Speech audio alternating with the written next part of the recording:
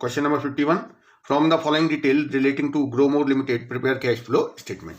देखिए यहाँ balance sheet दी है, शुरुआत से समझते जाएंगे कि बैलेंस शीट का कौन सा एलिमेंट कैश फ्लो स्टेटमेंट में कहाँ इफेक्ट देगा।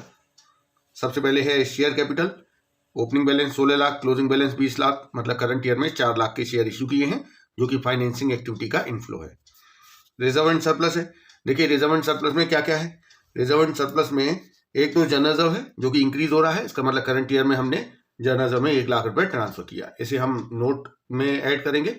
इसके बाद लॉन्ग टर्म बोरोइंग है, ओपनिंग बैलेंस नील है, क्लोजिंग बैलेंस 4 लाख है, इसका मतलब करंट ईयर में 4 लाख रुपए के डिबेंचर इशू किए गए हैं जो कि फाइनेंसिंग एक्टिविटी का इनफ्लो है। इसके बाद करंट लायबिलिटीज में ट्रेड पेबल 16,40,000 से 14 लाख कम हो गया, तो ये देखिए ऑपरेटिंग एक्टिविटी का आउटफ्लो है क्योंकि करंट लायबिलिटी कम हो रही है। शॉर्ट टर्म प्रोविजन, देखिए शॉर्ट टर्म प्रोविजन में एक चीज है provision for tax. Provision for tax का ओपनिंग क्लोजिंग बैलेंस दिया है और आपको नीचे एडिशनल इन्फॉर्मेशन में बताया गया है कि करंट ईयर में कितना टैक्स पे किया गया है। तो इसमें बताया है 1 lakh was paid as income tax during the year.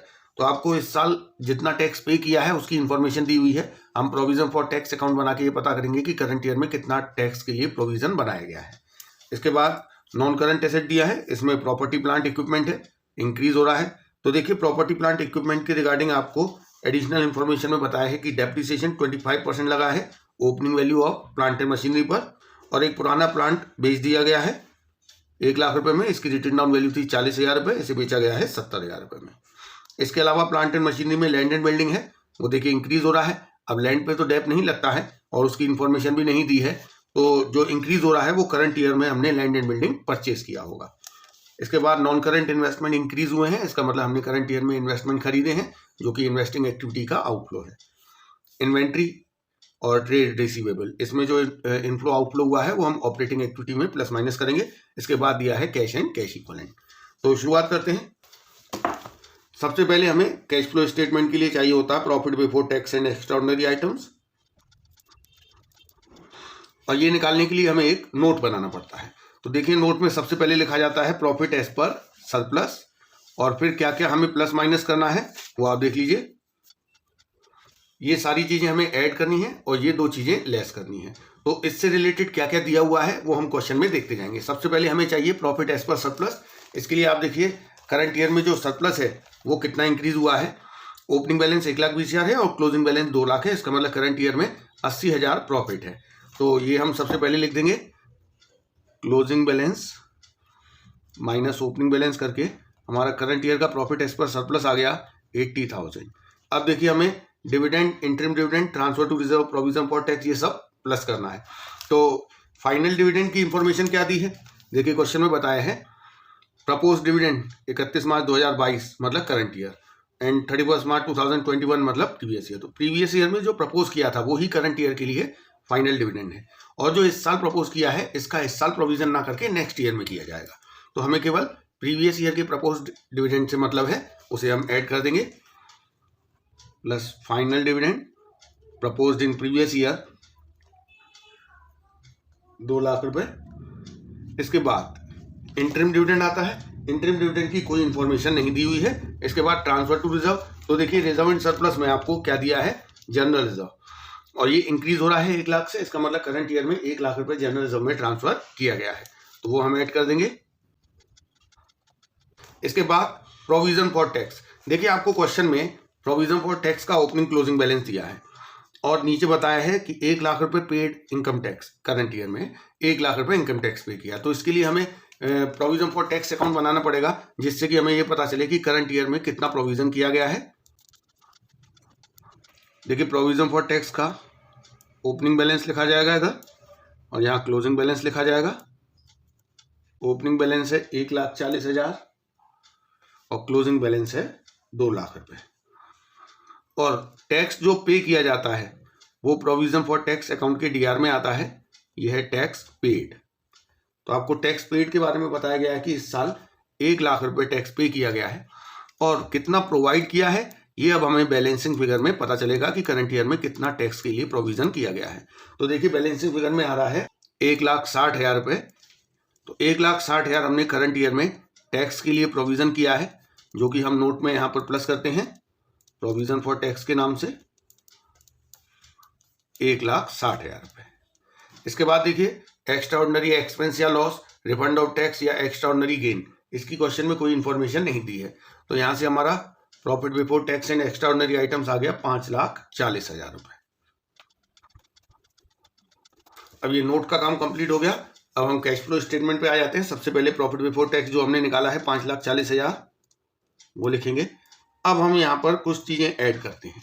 क्या क्या ऐड करना है हमें नॉन कैश और नॉन ऑपरेटिंग नेचर के जितने भी एक्सपेंस और लॉस हैं वो प्लस करने हैं। तो क्या क्या होता है इसमें, सबसे पहला है डेप्रिसिएशन, उसके बाद आता है एमोर्टाइजेशन, फिर इंटरेस्ट ऑन बोरोइंग और loss on sale of fixed asset and investment. तो सबसे पहली बात डेप्रिसिएशन। तो डेप्रिसिएशन के बारे में क्वेश्चन में आपको बताया गया है कि करंट ईयर में डेप्रिसिएशन लगाया गया है 25% on opening value of plant and machinery. मतलब जो 10 लाख ओपनिंग वैल्यू है उसका 25%, तो 2.5 लाख डेप्रिसिएशन हो गया। इसके अलावा करंट ईयर में एक पुरानी मशीन बेची भी है जिसकी ओरिजिनल कॉस्ट 1 लाख है और उसकी रिटन डाउन वैल्यू है 40,000, इसको 70,000 रुपये में बेचा गया है। तो यहाँ हम पता करेंगे कि इसको बेचने पे हमें गेन हुआ है या लॉस। इसके लिए हम बना लेते हैं एक प्लांट एंड मशीनरी का अकाउंट। तो देखिए सबसे पहले यहाँ लिखेंगे प्लांट एंड मशीनरी का जो आपको ओपनिंग बैलेंस दिया हुआ है 10 लाख रुपए, और यहाँ लिखेंगे क्लोजिंग बैलेंस 14 लाख दिया है। अब आप देखिए यहाँ पर आपको बताया गया है कि करंट ईयर में डेप्रिसिएशन लगाया गया है ओपनिंग बैलेंस का 25%। तो ओपनिंग बैलेंस 10 लाख है, 10 लाख का 25% डेप लगाया है, मतलब 2.5 लाख रुपए डेप लगाया गया है। इसके बाद क्वेश्चन में बताया गया है कि एक ओल्ड मशीन जिसकी की कॉस्ट है 1 लाख और रिटन डाउन वैल्यू है 40,000, इसका मतलब इस मशीन पर 60,000 रुपये डेप एक्यूमुलेट हो चुका है।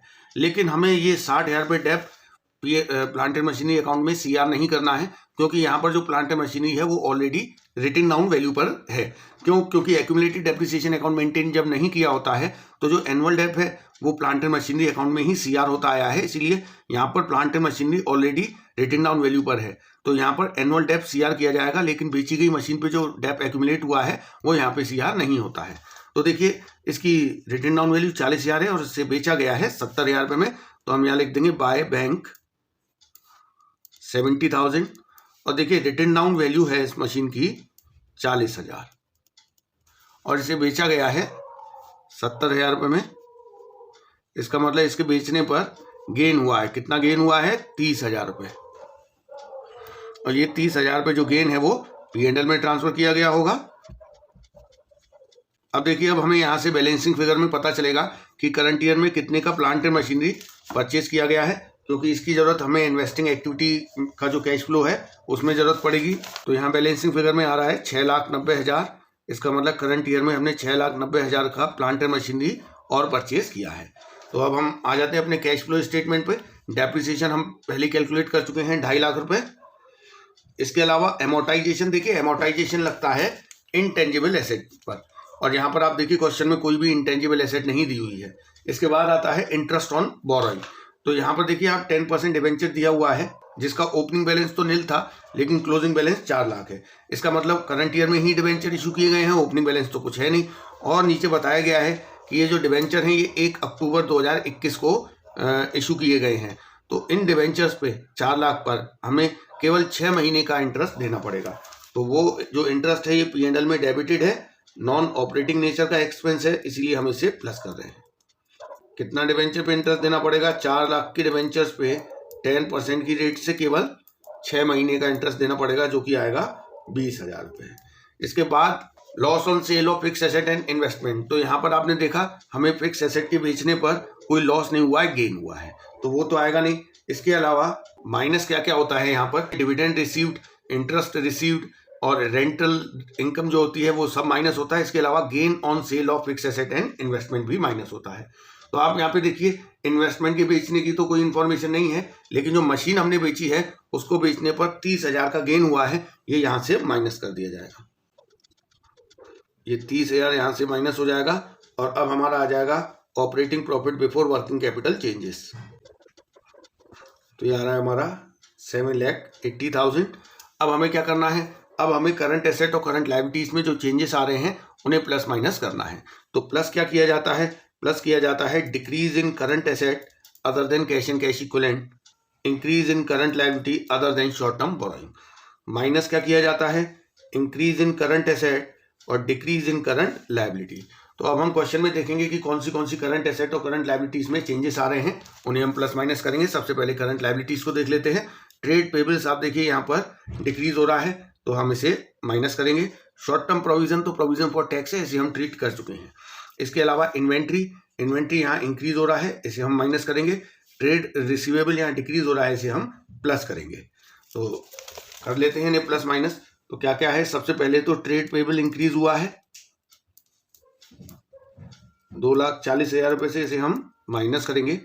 और इसके अलावा जो इन्वेंट्री इंक्रीज हुआ है 2,40,000 से, इसे हम माइनस करेंगे। ये ट्रेड पेबल डिक्रीज हुआ है, इसीलिए माइनस किया है। इसके अलावा ट्रेड रिसीवेबल डिक्रीज हो रहा है, हम इसे प्लस करेंगे 4 लाख रुपए, ये 4 लाख है।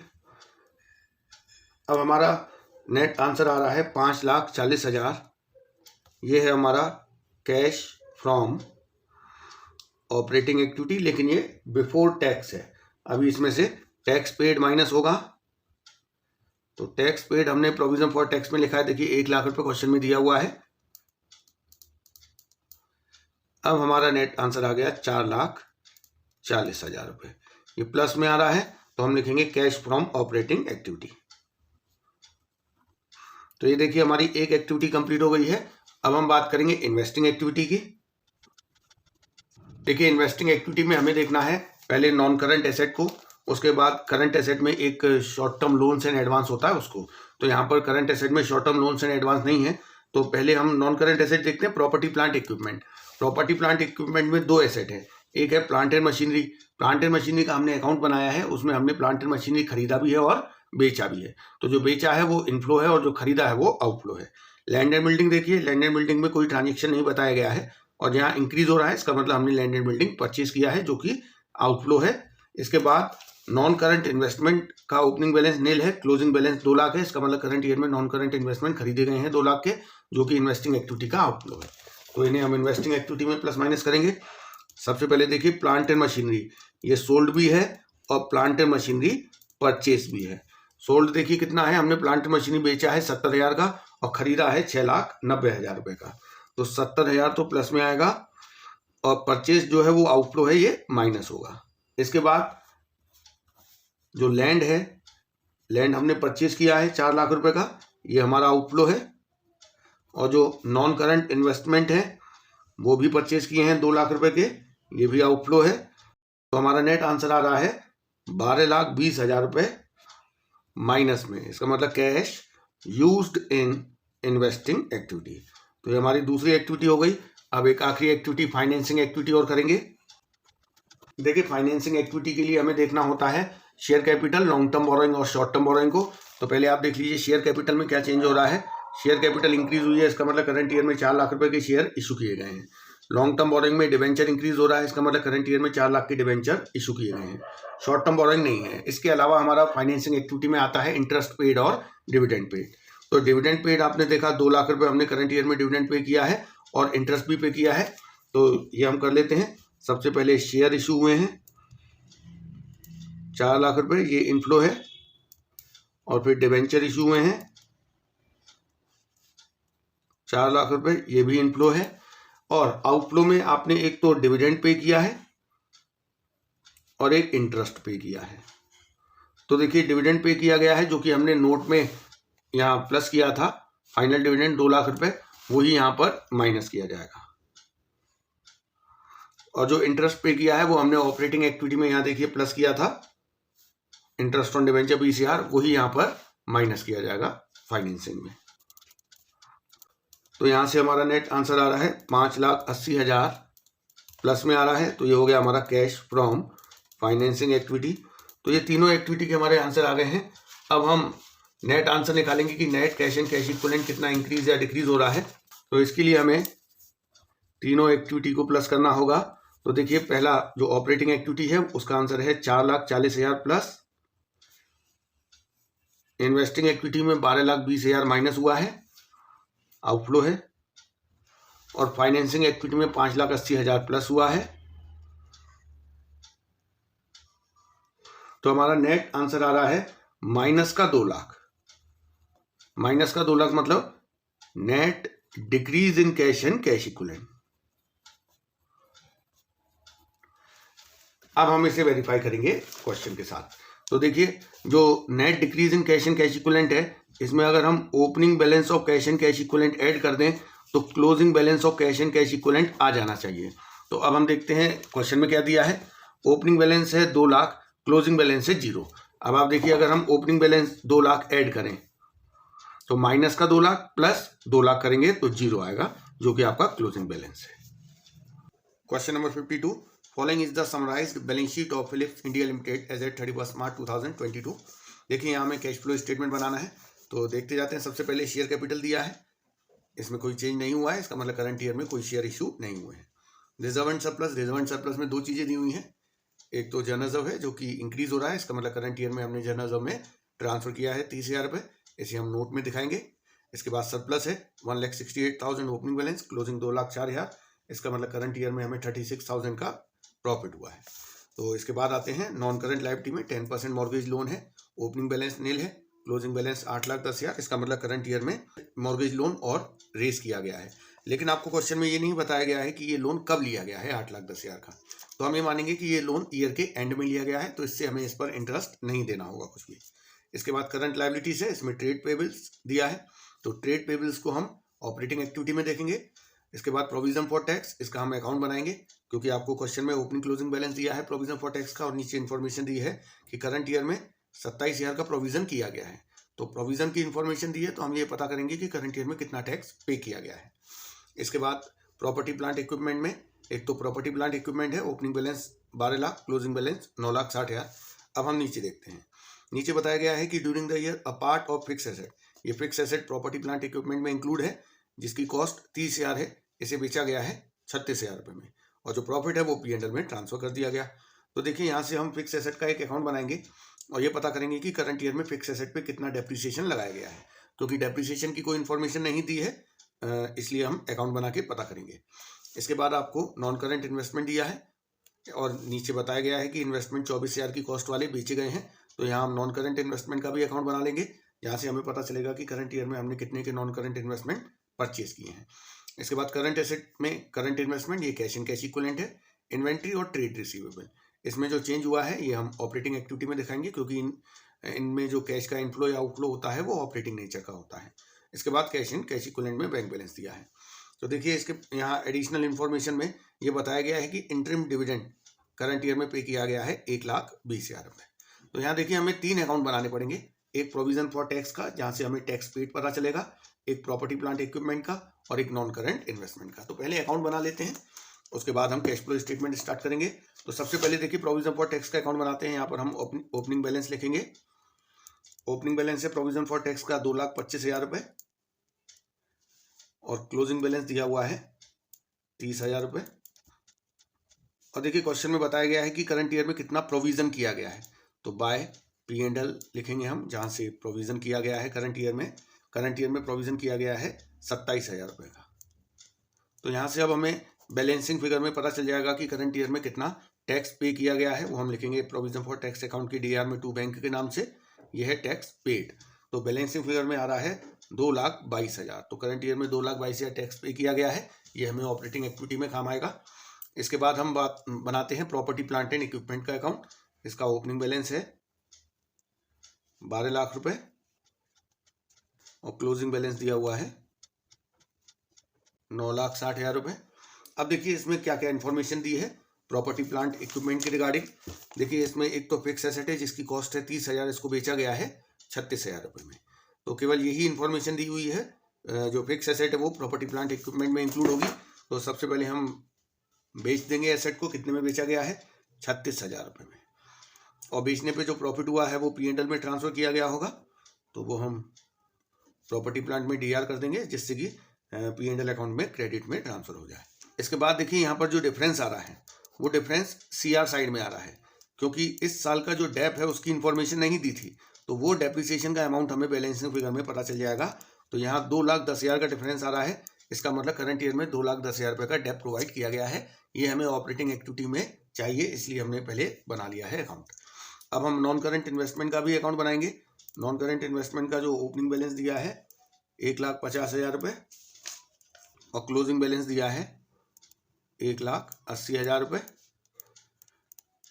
देखिए अगर कोई इन्फॉर्मेशन नहीं दी होती तो यहाँ हमें सीधे दिखाई दे जाता है कि 30,000 रुपये का हमने नॉन करंट इन्वेस्टमेंट परचेज किया है, लेकिन यहाँ पर आपको क्वेश्चन में बताया गया है कि इन्वेस्टमेंट इस साल 24,000 की कॉस्ट के बेचे गए हैं और कितने में बेचे गए हैं 25,500 में।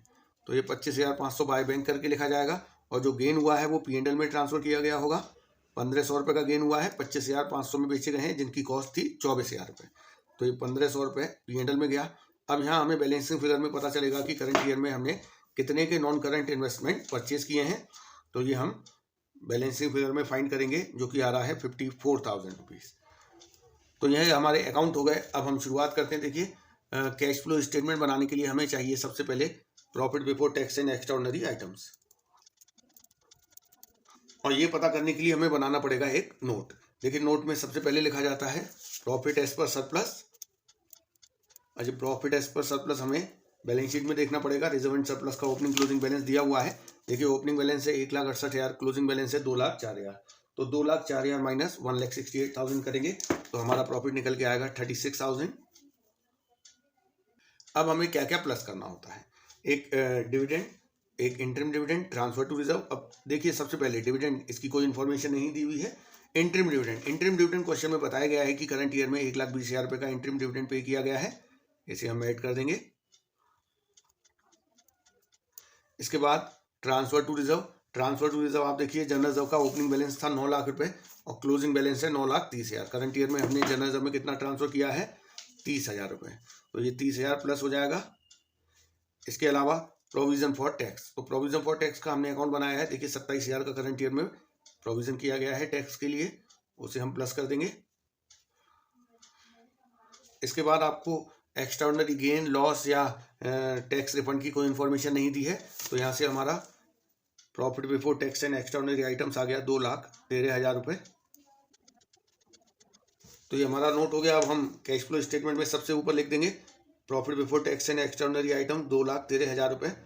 अब हमें यहाँ पर क्या क्या ऐड करना होता है, हमें ऐड करना होता है नॉन कैश और नॉन ऑपरेटिंग नेचर के जो एक्सपेंस और लॉस हैं, जिसमें पहला है डेप्रिसिएशन, और डेप्रिसिएशन हम यहाँ पे कैलकुलेट कर चुके हैं 2,10,000 करंट ईयर में डेप्रिसिएशन लगाया है प्रॉपर्टी प्लांट इक्विपमेंट पे। इसके अलावा एमोर्टाइजेशन इंटेंजिबल एसेट पे लगता है, क्वेश्चन में कोई इंटेंजिबल एसेट नहीं दी है। इसके बाद यहाँ पर प्लस होता है इंटरेस्ट ऑन बोरोइंग। अब देखिए यहाँ पर बोरोइंग तो है, जो 10% मॉर्गेज लोन है, लेकिन उस पर इंटरेस्ट नहीं देना पड़ेगा। क्यों नहीं देना पड़ेगा, क्योंकि ये जो मॉर्गेज लोन रेस किया गया है ये ईयर के एंड में किया गया है, तो इस साल हमें इस पर कोई इंटरेस्ट नहीं देना है। इसके अलावा यहाँ पे प्लस होता है loss on sale of fix asset and investment. तो आप देखिए प्रॉपर्टी प्लांट में भी और नॉन करंट इन्वेस्टमेंट दोनों में ही गेन हुआ है, लॉस नहीं हुआ है। इसके बाद माइनस क्या क्या होता है, माइनस होता है rental income, dividend income, interest income और gain on sale of fix asset and investment. तो डिविडेंड, रेंटल और इंटरेस्ट इनकम ये तो क्वेश्चन में नहीं दिया है, लेकिन आप देखिए प्रॉपर्टी प्लांट पे गेन हुआ है और जो नॉन करंट इन्वेस्टमेंट है उस पर भी गेन हुआ है। तो ये हमारे नॉन ऑपरेटिंग नेचर के गेन है, इसलिए इन्हें यहाँ से माइनस कर दिया जाएगा। तो प्लांट पे हमें 6,000 का गेन हुआ था और प्रॉपर्टी इन्वेस्टमेंट पे हमें 1,500 का गेन हुआ था, तो ये हम कर देंगे। इसके बाद हमारा आंसर आ जाएगा 4,15,500। ये आ गया operating profit before working capital changes.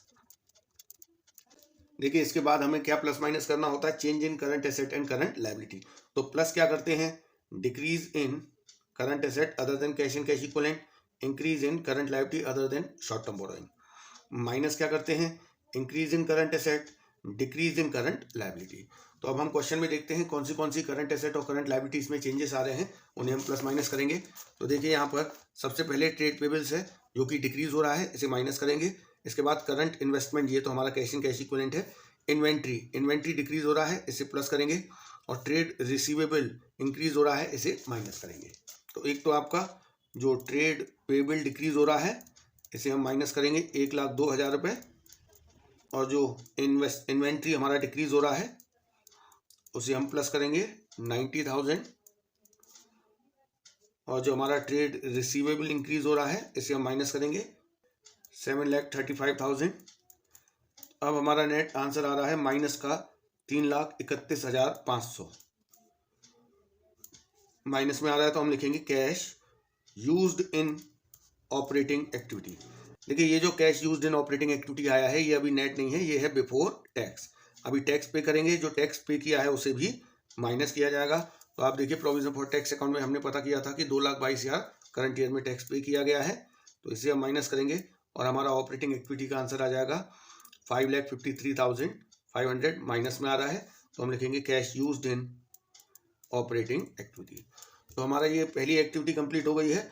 अब हम दूसरी एक्टिविटी की बात करेंगे, इन्वेस्टिंग एक्टिविटी की। देखिए इन्वेस्टिंग एक्टिविटी के लिए हमें देखना होगा नॉन करंट एसेट्स को, और करंट एसेट्स में हमारी एक चीज़ होती है short term loans and advance. तो short term loans and advance तो नहीं है, लेकिन नॉन करंट एसेट में दो चीज़ें हैं, एक है प्रॉपर्टी प्लांट इक्विपमेंट और एक है नॉन करंट इन्वेस्टमेंट। दोनों के ही हम अकाउंट बना चुके हैं, तो सीधे अकाउंट में से ही देख लेंगे कि पहला जो प्रॉपर्टी प्लांट इक्विपमेंट है वो तो हमने केवल बेचा है, खरीदा नहीं है। तो प्रॉपर्टी प्लांट सोल्ड है 36,000 रुपये, तो ये हमारा इनफ्लो है। इसके बाद हम इन्वेस्टमेंट की बात करेंगे। तो देखिए इन्वेस्टमेंट तो 25,500 के बेचे गए हैं और खरीदे गए हैं 54,000 के। तो नॉन करंट इन्वेस्टमेंट सोल्ड भी है और परचेस्ड भी है। सोल्ड है 25,500, ये इनफ्लो है, और जो परचेस्ड है 54,000 ये आउटफ्लो है। देखिए इसमें इसके अलावा क्या आता है, dividend income, rental income, interest income plus होती है, लेकिन ऐसी क्वेश्चन में कोई इन्फॉर्मेशन नहीं दी है। तो हमारा यहाँ से आंसर आ रहा है 7,500 प्लस का, इसे हम लिखेंगे कैश फ्रॉम इन्वेस्टिंग एक्टिविटी। तो ये हमारी दूसरी एक्टिविटी कंप्लीट हो गई। इसके बाद हम बात करेंगे फाइनेंसिंग एक्टिविटी की। देखिए फाइनेंसिंग एक्टिविटी के लिए हमें देखना है शेयर कैपिटल और long term borrowing, short term borrowing. तो शेयर कैपिटल में आप देख रहे हैं कोई चेंज नहीं हुआ है, और जो बोरोइंग है उसमें हमने 8,10,000 रुपये का मॉर्गेज लोन रेज किया है। इसके अलावा शॉर्ट टर्म बोरोइंग में कुछ भी नहीं दिया है। और इस एक्टिविटी में आता है इंटरेस्ट पेड और डिविडेंड पेड। तो इंटरेस्ट पेड तो नहीं है, लेकिन डिविडेंड पे किया गया है 1,20,000 रुपये, जो कि इंटरम डिविडेंड था। तो एक तो शेयर कैपिटल में कुछ नहीं है, जो मॉर्गेज लोन है वो हमारा इनफ्लो है, 8,10,000 रुपये का लोन लिया गया है इस साल। और जो डिविडेंड पे किया गया है इंटरम डिविडेंड, वो हमारा फाइनेंसिंग एक्टिविटी का आउटफ्लो है 1,20,000 रुपये का। तो हमारा ये माइनस में आएगा और नेट आंसर आ रहा है 6,90,000 प्लस में। तो ये हो गया कैश फ्रॉम फाइनेंसिंग एक्टिविटी। देखिए तीनों एक्टिविटीज़ का आंसर आ गया। अब हम नेट इंक्रीज और decrease in cash and cash equivalent निकालेंगे। तो इसके लिए हमें क्या करना होगा, तीनों एक्टिविटीज़ में जो कैश का इनफ्लो आउटफ्लो हुआ है उसे हम प्लस माइनस कर देंगे। तो देखिए जो ऑपरेटिंग एक्टिविटी है उसमें 5,53,500, लेकिन ये माइनस में है इसलिए इसके आगे हम माइनस लगा देंगे। इसके बाद जो इन्वेस्टिंग एक्टिविटी है उसमें 7,500 प्लस में आया है, तो प्लस कर देंगे। और जो फाइनेंसिंग है उसमें 6,90,000 प्लस में आया है, तो प्लस कर देंगे। और हम यहाँ से नेट आंसर निकालेंगे तो वो आ रहा है 1,44,000। तो ये हो गया हमारा net increase in cash and cash equivalent. अब हमें इसमें opening balance cash and cash equivalent का प्लस करना है, और उसके बाद क्लोजिंग बैलेंस अपने आप आ जाएगा। तो अब हम उसे क्वेश्चन से वेरीफाई कर लेते हैं कि ओपनिंग बैलेंस क्या है। तो देखिए जो करंट इन्वेस्टमेंट है और जो कैश एंड कैश इक्विवेलेंट है जो कि बैंक है, इन दोनों को जोड़ के आएगा कैश एंड कैश इक्विवेलेंट। तो देखिए opening balance of cash and cash equivalent हो गया 17,000 और 4,30,000, 4,47,000। ये हम यहाँ पर प्लस कर देंगे। अब इन दोनों को प्लस किया जाएगा तो क्लोजिंग बैलेंस आना चाहिए 5,91,000। और अब हम क्वेश्चन में देख लेते हैं क्लोजिंग बैलेंस क्या है, 5,70,000 और 21,000। तो यहाँ भी 5,91,000 आ रहा है और हमारा भी 5,91,000 आया है।